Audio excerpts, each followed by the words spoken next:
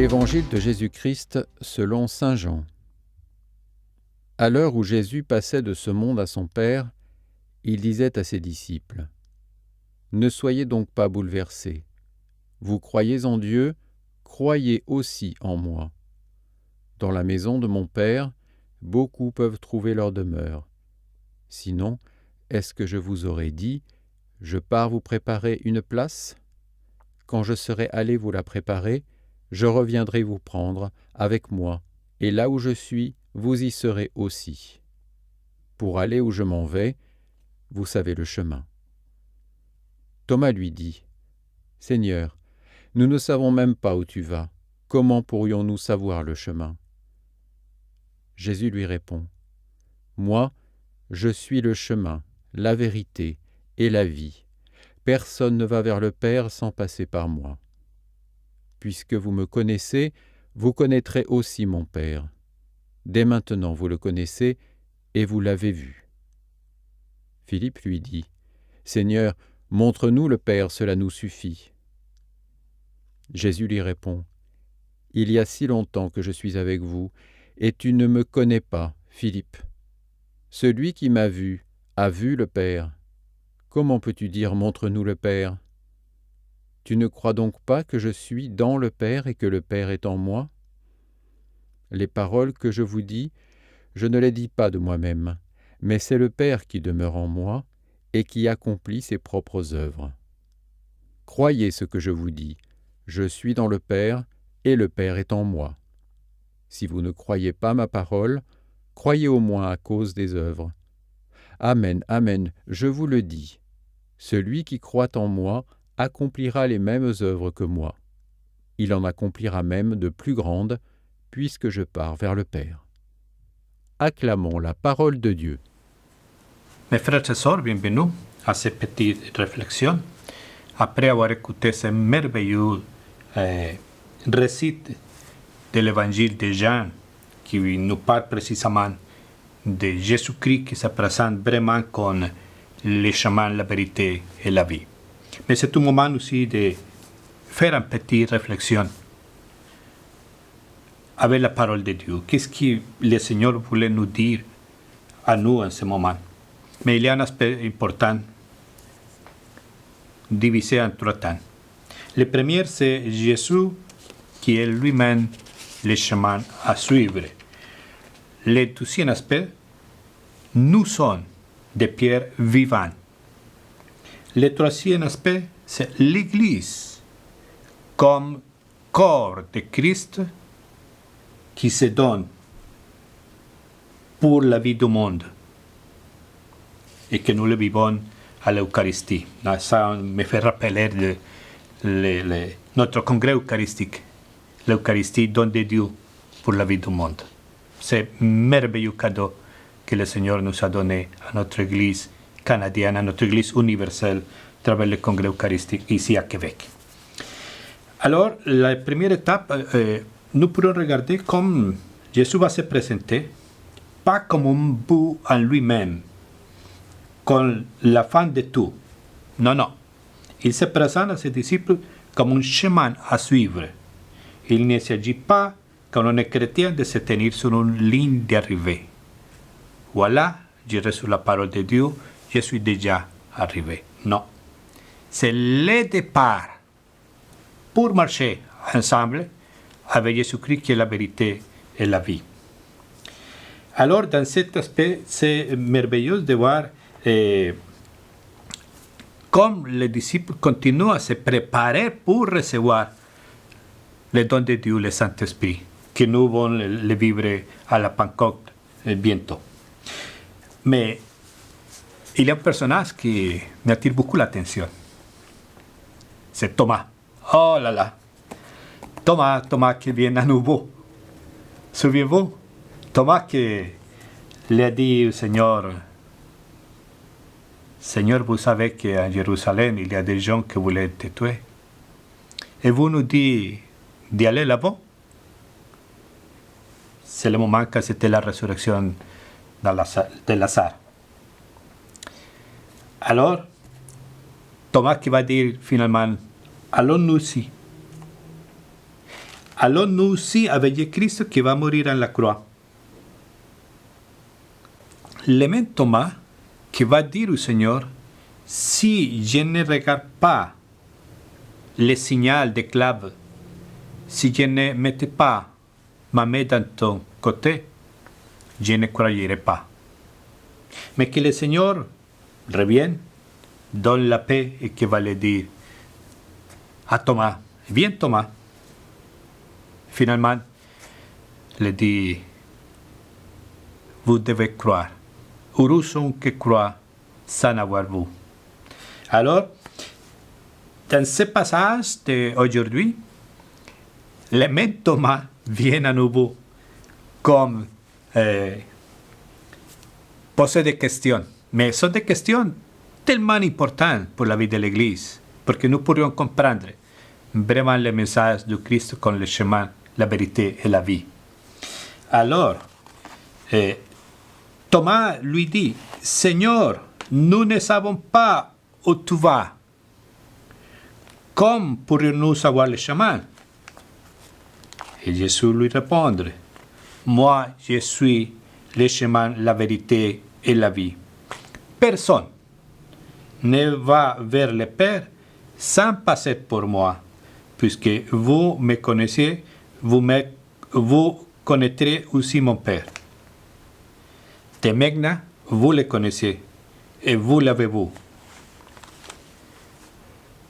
Thomas, qui va faire révéler ces vérités en Jésus-Christ pour nous le transmettre à nous tous. Je suis le chemin, la vérité et la vie. Le Seigneur, en se montrant comme ça, nous donne une charte de navigation. À qui nous devions suivre? Jésus-Christ. En qui nous devions mettre notre confiance? En Jésus-Christ. C'est lui qui est le chemin. C'est lui qui est la vie. C'est lui qui a la vérité. Ce sont les aspects qui nous invitent alors à marcher ensemble, à mettre nos talents au service de l'Église, au service du royaume de Dieu. Pas les cacher aussi. Souvenez-vous des passages bibliques sur les talents. Alors, c'était comme ça. Le Seigneur nous a donné un talent à chacun de nous. Il nous a donné un talent pour le mettre au service de nos frères et sœurs. Pour le mettre au service de l'Église comme unité universelle de notre foi chrétienne. La vérité et la vie qui nous donne le Seigneur, ce n'est pas pour le recevoir et nous refermer sur nous-mêmes. C'est de le partager, d'aller. Pas dire le Seigneur, allez par le monde entier, proclamez la bonne nouvelle. Ça, c'est la mission que le Seigneur nous donne. À chacun de nous comme baptisés, à chacun de nous comme missionnaires pour le royaume de Dieu. C'est ainsi qu'il faut comprendre ce que nous dit la lettre de Saint Pierre quand il parle de pierre vivante. Pierre va reprendre les paroles de Dieu au peuple lu dans l'Ancien Testament. Vous êtes la race choisie, les sacerdotes royaux et la nation sainte.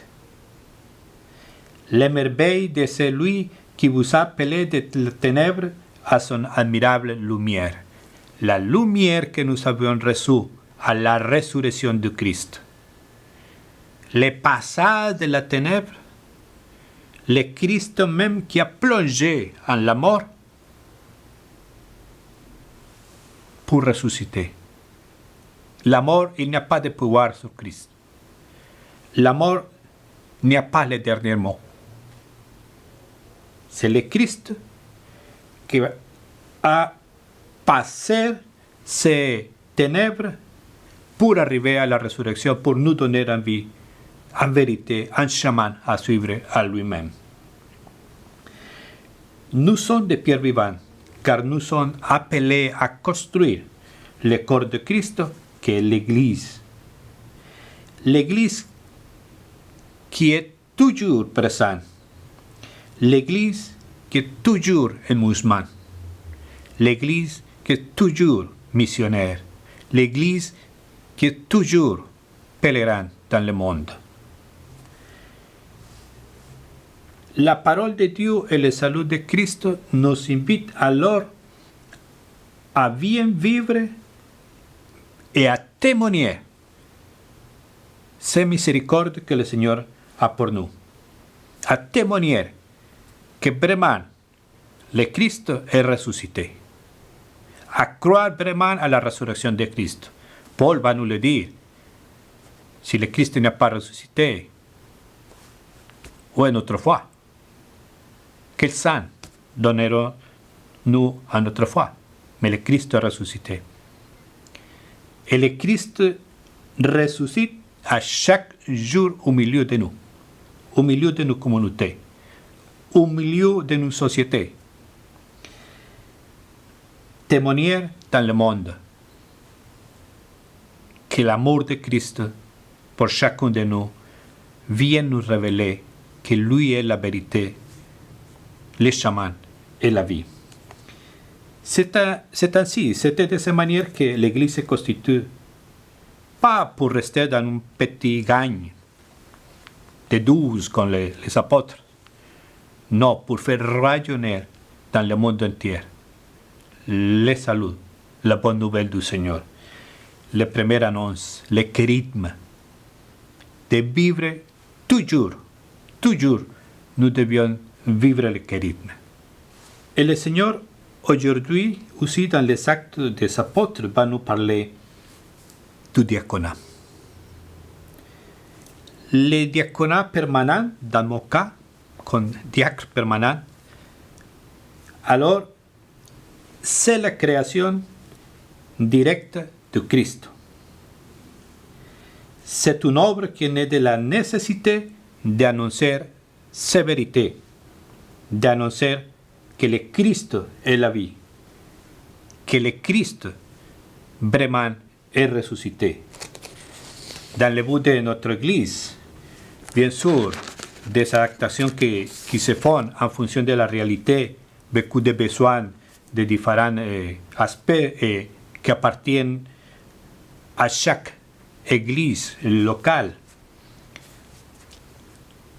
Et le Seigneur vient féconder son amour à la communauté en donnant des diacres pour que nous pourrions être au service de l'Église, au service de nos frères et sœurs, au service des plus pauvres. Suivre le Christ ressuscité, alors, mes frères et sœurs, c'est de nous engager sur un chemin dont nous ne savons pas où on va aller. Ça, c'est le défi. Suivre le Christ, il y a un chemin à suivre. Et c'est lui qui, en marchant, va nous révéler la grâce et la miséricorde du Père. Alors, mes frères et sœurs, demandons le Seigneur d'accepter l'intercession de notre cher évêque François de Laval. Saint François de Laval, qui s'est mis au service de l'Église, cet homme qui est né en France en 1623. C'était le premier évêque de Québec. C'est lui qui a établi le fondement pour une jeune église missionnaire au Canada. C'est lui qui a mis en pied diverses organisations ecclésiales, dont le Grand Séminaire de Québec, des écoles, des universités, la création de nombreuses paroisses. Saint François de Laval, on le surnomme le père de l'Église canadienne. Et lui est décédé le 6 mai 1608. Et lui était canonisé par le pape François en 2014. Fêtons Saint François de Laval et tous les amis de Dieu dont la gloire fut de proclamer la vérité reçue du Seigneur. Seigneur Dieu, tu as envoyé le saint évêque François de Laval pour étendre le règne du Christ au Canada. Accorde-nous à son intercession d'accomplir l'œuvre missionnaire à laquelle nous sommes appelés comme disciples de ton Fils. Jésus-Christ notre Seigneur, lui qui vit et règne avec toi dans l'unité du Saint-Esprit, par les siècles des siècles. Amen. Bonne semaine à vous tous. Le Seigneur nous bénisse et nous garde. Au nom du Père, du Fils et du Saint-Esprit. Amen.